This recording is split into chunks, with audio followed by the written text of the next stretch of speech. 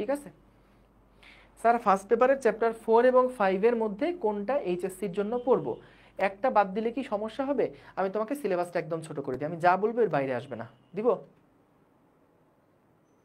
বলো, সিলেবাসটা ছোট করে দিই দেই? মানে সিলেবাস তোমার দেখবা পুরা বইয়ের মানে ধরো 20% পড়লেই সব চলে আসবে কমন, এরকম একটা সাজেশন আমার জানা আছে। একদম আমি যেই 20% বলবো এর বাইরে কোনো প্রশ্ন আসবে না, কনফার্ম।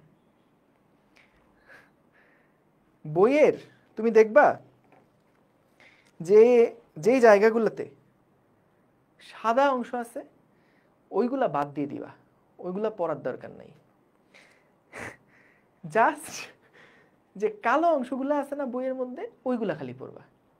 বই কিন্তু বিশাল বড় হয়, বই কিন্তু অনেক বড়, কিন্তু তুমি যদি জাস্ট কালো অংশগুলো পড়ো দেখবা যে সিলেবাস 80% নাই। সাদা অংশগুলো পড়ারই দরকার নেই, ওগুলো আসবে না কখনো পরীক্ষায়, জাস্ট কালো অংশগুলো পড়বা। ঠিক আছে, ঠিক আছে, এই আর কি। শোনো, জীবন তো আসলে সহজ, খালি খালি কঠিন বানাও কেন তোমরা? এত কিছু পড়তে কে বলছে?